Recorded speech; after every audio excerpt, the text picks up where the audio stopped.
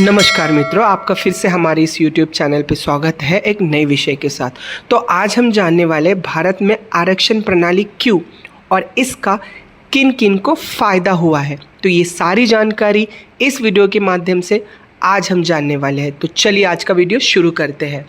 भारत की आरक्षण प्रणाली एक बहुत ही महत्वपूर्ण सामाजिक नीति है जिसे समाज में बराबरी लाने के लिए बनाया गया है।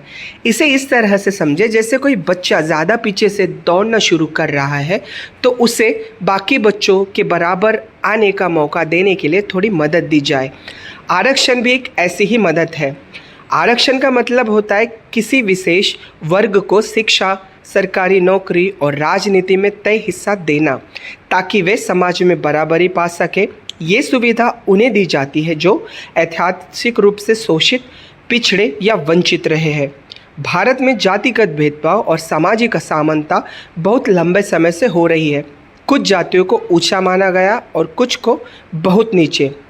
कुछ जातियों को तो पढ़ने का अधिकार भी नहीं था, कुछ को सरकारी नौकरी तक मिलती नहीं थी।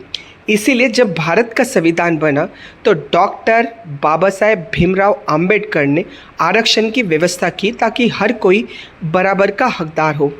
भारत में वर्तमान 2025 तक कुल आरक्षण लगभग 59.5% है, लेकिन कुछ राज्यों में यह 70% या उससे अधिक तक भी जाता है। जैसे मान लीजिए तमिलनाडु। यह आरक्षण सरकारी नौकरियां और शैक्षणिक संस्थानों में लागू होता है। आइए जानते हैं भारत का कानून इस बारे में क्या कहता है। अनुच्छेद 15 शिक्षा में आरक्षण। सरल भाषा में अगर जानकारी दी जाए, राज्य को विशेष अधिकार है कि वह पिछड़े वर्गों और अनुसूचित जाति जनजाति को शिक्षा में खास सीटें दे। अनुच्छेद 16 सरकारी नौकरी में आरक्षण। अगर इसे सरल भाषा में समझे तो राज्य को अधिकार है कि वो सरकारी नौकरियों में पिछड़े वर्गों को आरक्षण दे। अनुच्छेद 330, 342 राजनीतिक प्रतिनिधित्व SC ST। इसे अगर सरल भाषा में समझा जाए, कानून SC ST समुदाय के लिए संसद और विधानसभा में सीटें आरक्षित करता है। अनुच्छेद 46 कमज़ोर वर्गों की रक्षा।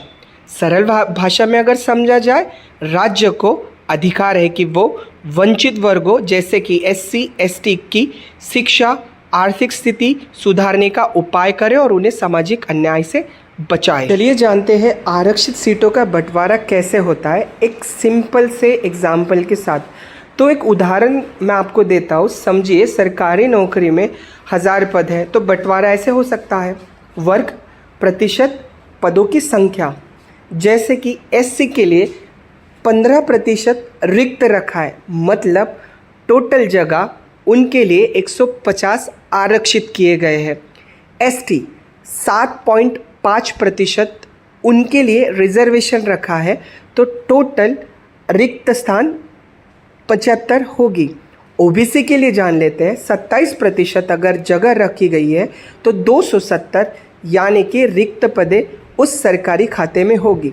EWS के लिए जान लेते हैं, 10% अगर EWS के लिए रिजर्व रखा है, मान लीजिए उसके लिए 100 रिक्त स्थान वहाँ पर 1000 पदों में रिक्त की गई है। इनमें से कुछ पदों पर महिलाओं, दिव्यांगों, सैनिकों आदि को भी विशेष आरक्षण दिया जाता है। मैं आशा करता हूँ कि आपको उदाहरण के माध्यम से ये समझ में आया होगा कि रिजर्वेशन का बंटवारा कैटेगरी में आखिर होता कैसे है। तो चलिए अब जान लेते हैं OBC में क्रीमी लेयर क्या है। OBC में जो लोग आर्थिक रूप से है सक्षम, जैसे जिनके माता पिता की आय 8 लाख रुपए सालाना से अधिक हो, उन्हें क्रीमी लेयर कहा जाता है। उन्हें आरक्षण नहीं मिलता ताकि वास्तव में ज़रूरतमंद लोगों को फ़ायदा मिल सके। कुछ राज्य अपनी सामाजिक संरचना के अनुसार अलग अलग प्रतिशत तय करते, जैसे कि उदाहरण तमिलनाडु में 69% रिजर्वेशन रखा गया है, महाराष्ट्र में 62% रिजर्वेशन रखा गया है, राजस्थान में 64% रिजर्वेशन, बिहार में 60% रिजर्वेशन और छत्तीसगढ़ में 58% रिजर्वेशन रखा गया है। हालांकि सुप्रीम कोर्ट ने 1992 में कहा था कि आरक्षण 50% से ज़्यादा होना नहीं चाहिए।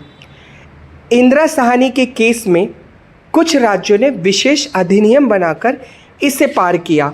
आरक्षण कोई भीख नहीं है, यह एक समान अवसर देने की कोशिश है। जब तक समाज में सभी को शिक्षा, रोजगार और समान बराबरी से नहीं मिलेगा, तब तक आरक्षण की ज़रूरत बनी रहेगी।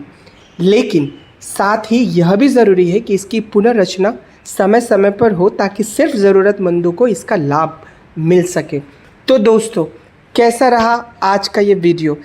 था ना बहुत ही महत्वपूर्ण आपकी शिक्षा के लिए? तो हमारे साथ नए नए वीडियो के लिए जुड़े रहिए और हमारा चैनल लाइक, शेयर और सब्सक्राइब करना बिल्कुल ना भूलें। तो चलिए मिलते एक नए वीडियो के साथ अगले वीडियो में। तब तक के लिए धन्यवाद।